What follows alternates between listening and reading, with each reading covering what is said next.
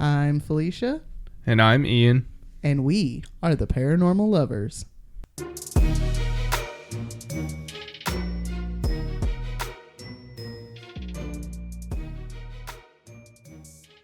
Hello, paranormal dudes, dudettes, and dudays. Welcome back to another episode of the Paranormal Lovers. Hi, guys. Hey, guys. Oh, God, I'm sorry. I got hit with a yawn. Phew. Welcome back to another week, episode 108. 108. 108. Let's go ahead and get our business out the way. If you are Buy some merch. interested, not there yet. I have a routine, sir. If you are interested in learning the history that is currently being erased by orange baboons, give our show Rethinking Our History a listen. Just a warning, though, we are no holds barred over there, and if you think we go too far over here, you ain't gonna like that one. Yeah. If you would please be so kind, give us a follow and share on social media, Facebook, TikTok, and Instagram. There are also videos of both shows on YouTube. To find us on any of these platforms, just search for The Paranormal Lovers in the search bar. If you would like to support the making of these shows, we have a couple of ways to do so.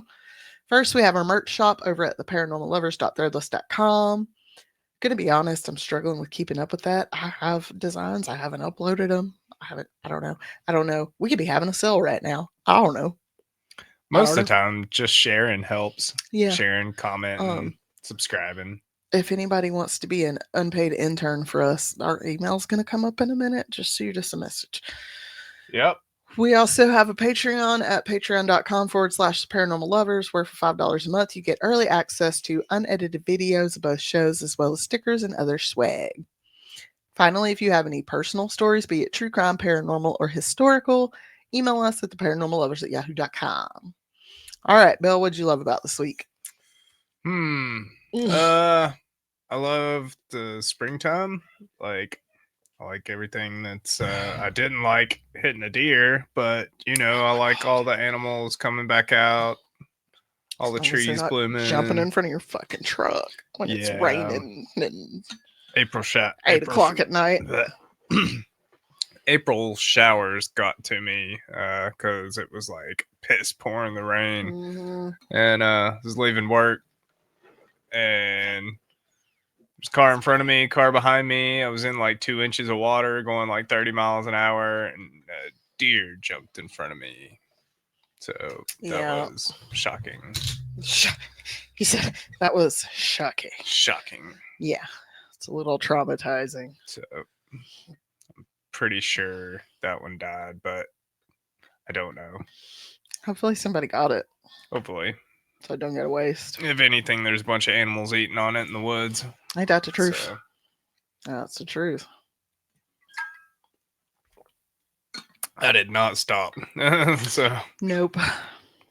What did you love about this week? I liked my shopping haul the other day. Yeah. My $20 10-gallon bag of shit from work. Listen, y'all, thrift stores, man. I bought a Stanley for $4 yesterday. Yeah, when stuff starts getting super expensive, just remember there's no tariffs on secondhand shit. Buy at a thrift store. There's no tariffs on secondhand stuff. And they're talking about like these people. This one lady was like so upset because we had these teacups for like $3 a set. It was like a teacup with a plate. And she was like, "These are so expensive." I'm like, "Bitch, I don't. It's fine. It's $3. It's a teacup. We don't care." Like, yeah. But yeah, thrift shop people. What?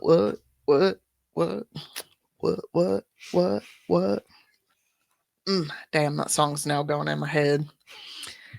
Thrift Shop by Macklemore. Patty loves that song. Yeah, she does. She's always like, "Is that your grandma's coat?" at the end of it. All right, this week is something a little more lighthearted. Might be a cryptid. Yeah. Might be an undiscovered species of animal. Could be just a figment of people's imagination. This week, we're going to be covering the Mongolian Death Worm. Oh, boy. Mongolian Death Worm. In northern China and southern Mongolia lies the 1,295,000 square kilometer or 500,000 square mile Gobi Desert. Now, many people, especially in the US, probably assume that the desert means hot. And yeah, in the summer it does. That is only when the sun is out. During the day, it can reach over 100 degrees Fahrenheit or 40 degrees Celsius, but when the sun drops, it can drop down into the negatives. Hmm. Wow. Yep. It's worse than here. Yep. Deserts are wild. In North Wild. Carolina, if y'all don't know, we have a saying called, like, if you don't If you like the don't like the weather, weather, just wait 5 minutes. just wait a minute. Yeah. Well, if you think about it, like sand is a light color, so it reflects the heat. It's not absorbing heat. So This is therefore, when true. the sun goes down, it's not like a black top that's been radiating, that's been absorbing the heat all day. Yeah. So yeah, it gets real flipping cold. This desert is an archaeological haven. The first dinosaur eggs were discovered by probably by white people in 1923. And I say that because I'm sure older cultures who lived in or around the area probably found them as well, but it's not discovered unless a white man touched it. So, you know how that goes. Sorry, I just seen a picture on Google. It said the necro nom nom nom nom nom nom. I saw that when I was doing my research and I was like, look at it. Ridiculous. They got a roasted Mongolian death worm recipe. It's a cookbook. Like, damn. The necro nom nom nom nom nom. That's funny as hell. But even today, it is a place where some very unique animals live. Marbled polecats, cute little creature looking, weasel looking creatures. Mongolian wild asses or wild desert donkeys. And occasionally they get visited by snow leopards and Gobi bears, which I Oof. think might be what we saw on DuckTales last night. Yeah, I'm pretty sure it was. Humans have lived in or around the desert for at least 100,000 years, although it is not until the late 1600s that colonizers first found their way there. With that much uninhabited land and the relative seclusion of the people who live in her, it should be no surprise that there is a myth of a creature so terrible that merely touching it will cause your death. Mm. I can't work out. I'm recording. Sorry. Every time my little watch is like, you need to work out. I'm like, I can't. The first written account of the creature, universally known as the Mongolian Death Worm, but locally Olgoi Korkoi, which means large intestine worm, comes from Roy Chapman Andrews' 1926 book titled On the Trail of Ancient Man. Andrew was a paleontologist from the U.S. who was asked by the Mongolian officials to come to the country and attempt to capture one. In his book, he cites Prime Minister Dandin Bazar, quote, "It is shaped like a sausage, about 2 feet long, has no head or leg, and is so poisonous that merely touching it means instant death," end quote. All right. It is said by some to have spikes at both ends. It is blood red, and some lore has the worm growing up to 5 feet long, not 15, 5, which is still too long for a worm, in my opinion. Thank you very much. They have a Mongolian death worm commemorative coin. Not only is the creature deadly to the touch, but it is also said that it can spit venom at its victims and or electrocute someone. All right. So that's fun. It's fun. Maybe that's what's in Lake Lanier. Possibly. It is said that the worm lives in the most arid and desolate parts of the Gobi Desert, roughly the western and southern parts. In a book published in 1987 by Ivan Mackerel, it is said that the worm creates ripples in the sand that can be seen by humans as the animal burrows along underground. Mackerel first heard of the creature from paleontologist Ivan Yefremov when he was just a young boy. He became obsessed with learning about the creature after he met a Mongolian student in college who believed in it. In 1990 and 92, Mackerel led a couple of groups of researchers out to the desert. Since art imitates life, or whatever that person said, they decided to take a page from Dune. In the cult classic by Frank Herbert, sandworms can be drawn to the surface by thumping. And we'll get to sandworms, don't worry. So this guy and his friend decide to build a thumper that they took out to try and find the death worm. That's They funny. right? They even The use spice must flow. small explosives All right. to try and lure it to them. I mean that would Which, and like, I'm sorry. I've always been told that most animals are more afraid of us than we are of them. this is And true. regardless of that one TV show Zoo, you remember that show Zoo? Mm-hmm. Regardless of that show, y'all ain't seen it. Get on Netflix if it's still there. It's fucked up. I think if this creature did exist and people were going out there blowing up shit and thumping on their roof, I'm leaving. Like, Yeah. what the fuck are you doing, sir? There's this cute sticker here with a Mongolian Death Worm. It says "Believe in yourself." I need it. I need that sticker. I need that sticker, man. In 2005, Richard Freeman, zoological journalist for the Center for Fortean Zoology, also led an expedition to the desert to search for the worm, but had no luck. He concluded that people were probably seeing a new species of worm lizard. Worm lizard. Destination Truth also did an expedition there between 2006 and 2007, and that was like all it said in the Wikipedia. So, about that. David Ferrier, a reporter from TV3 News, went on an expedition in August of 2009. This trip also came up with no new evidence of the creature, but David held interviews with the locals who said sightings peaked around the 1950s. In pop culture, this worm has made its mark. We talked about this a couple of weeks ago. Tremors. Oh yeah. Tremors. Best worst movie ever. Right. Like, they're so terrible, but so good. I love them so much. You said that, and now I'm like, there's a picture of a plaque on a wall, like one of Mm-hmm. those hunting plaques, Mm-hmm. and it's got like the trimmer's head coming out of it. Yeah, I feel like that's like number 3, maybe they had that in that movie. Yeah. They got like the trimmer's head. It's in like one of the later movies. I remember seeing that. I've One of seen them's like got the it mounted on the first. wall. I don't remember how many of them there are. I feel like there's like 5 or 6 trimmer movies. I've Mm-hmm. seen like the first 4, maybe the first 3. I don't know. Um, but yeah, that creature was allegedly inspired by the death worm.